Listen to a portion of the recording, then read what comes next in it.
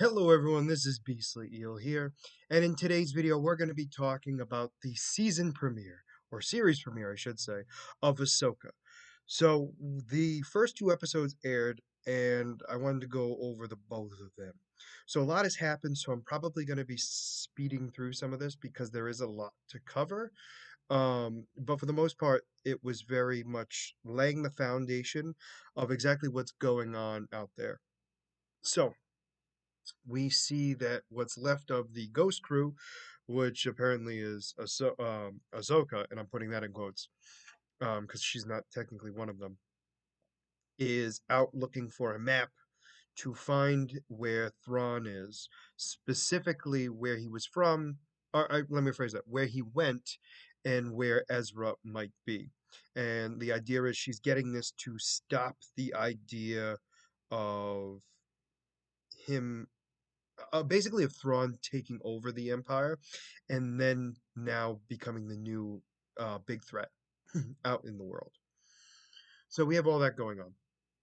So then we have um, so we have that going on. She grabs that and she goes to be attacked, and she uses her lightsaber skills with great skill and rips them apart.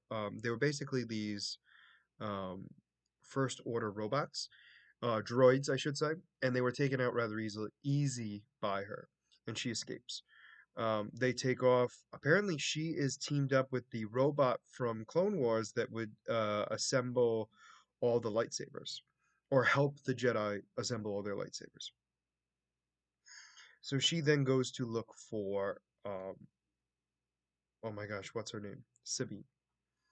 So what we've learned is that Hela is Hela has been Hera, sorry, Hera. I don't know why I say Hela. Hera is a big in charge of the Republic. She's a general now, and she's pretty much ordering a lot of people what to do. Um, when um, we then find out that Ahsoka's prisoner from the Mandalorian episode where she goes and attacks the person with the Veskar spear. Morgan Lisbeth, I think is how you pronounce her character's name. I could be wrong. I'm probably wrong. So it comes to find out she is working with Thrawn. And that's why Ahsoka was after her to begin with. And that's how Ahsoka got the information to get the map, or the location of the map, I should say. Well, she's now on a ship, a Republic ship, to take her to prison. Well, two Jedi are saying that they want to come on board to deal with the prisoner. So they come on, and it turns out they're obviously not Jedi. They are Balin Skull and Shin Hati. Now, Balin Skull is the master, and the apprentice is Shin Hati. And the two of them make quick work of everybody on that ship and takes Morgan off of the ship. And they decide that they're going to go after Sabine, specifically because they know that she was going to go after her former apprentice. So this is a huge big deal because, well, one, we didn't know what was going on with Sabine. So Sabine has been on Lothal the entire time. Apparently, at one point, we don't know the full details yet, but she was training with Ahsoka to be a Jedi? Question mark. Unclear on that piece, but training her with a lightsaber overall. So it did not work out. They had a falling out, and she left and went back to Lothal. Um, and she was going to be getting this big honor, and she does not show up. She gets chased by a bunch of the governor's, um, I guess you would say, military defense, whatever you want to call them, after her, and she escapes without a problem. And then she listens to, so when she finally escapes, she goes back to her home, and she listens to the message from Ezra again, which is telling her basically she's the only one that would understand what he's going through and why he has to do what he does. And she so she is really depressed at this point. Now, the other thing that's noticed about her appearance too is she has very long hair, or longer hair than her character normally has ever had in the series. In fact, I don't think it's ever been, I don't think it's ever been like really further than like here.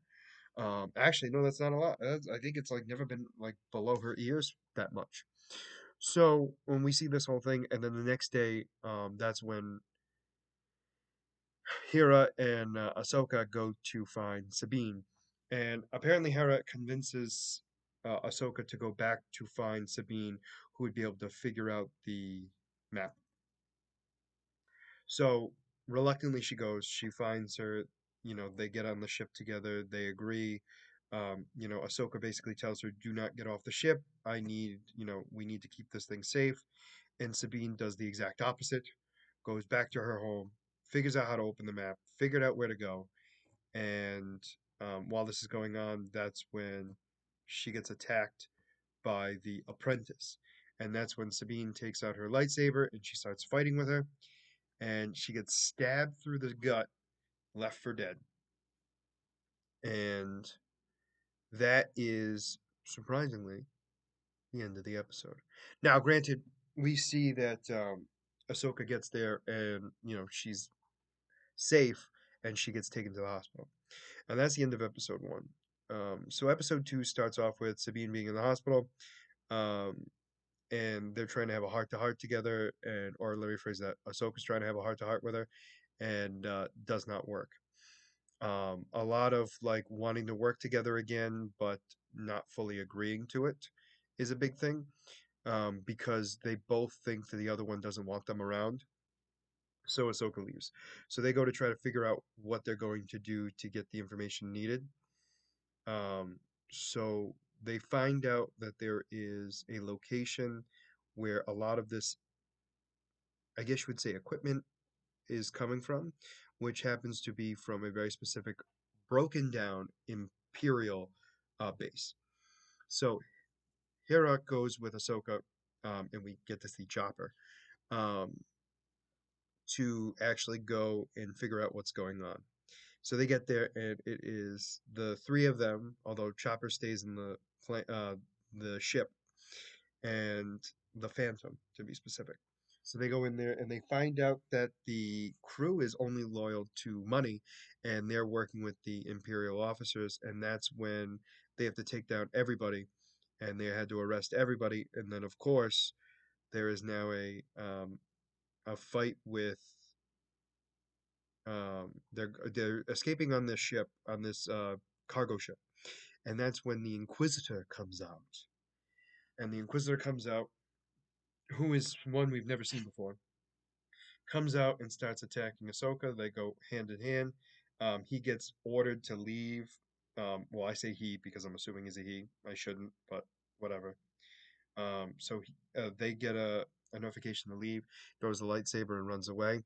He jumps into the ship, and it turns out they're the rest of the other two.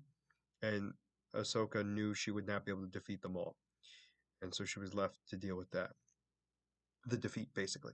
Now Chopper and Hera actually tag the ship, and they get the location of it because of their tracking device on it.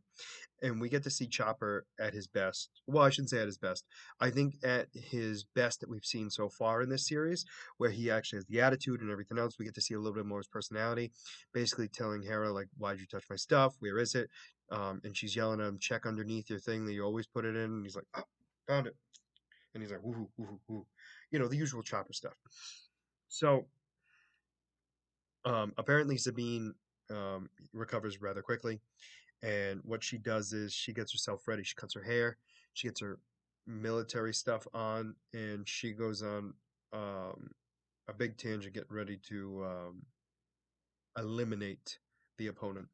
The other thing I forgot, I do apologize, that the reason why they found out the location of the base was due to a droid that was inside of Sabine's home that was cut down by Ahsoka, and Sabine was able to, um, what's it called, hotwire the head and able to get the location. So the episode ends with Sabine telling Ahsoka that she's ready to help out, and it sounds like they're going to go find out where Ezra is. Now, the other piece I didn't talk about is where we find out that that woman from The Mandalorian who was captured and then released in this series, Morgan Lisbeth. She is a big wanting to have Thrawn back, but what we find out is she's a descendant of the Night Sisters, which is terrifying. So she is a actual Force user to a certain degree, in a non-traditional sense. So it is going to, it makes it look more mystical slash magical than the actual Force abilities we've seen in the past. Now, for those of you who have seen the Clone Wars and Rebels, you would know what the Night Sisters are. Specifically Clone Wars, where we get to see them a lot. It's also the same race where Darth Maul comes from. But overall, very much looking forward to where this series is going. There's a lot of rumors that the Inquisitor that we see is actually Ezra. You know what? I'm not confident. I don't know what's going to go on.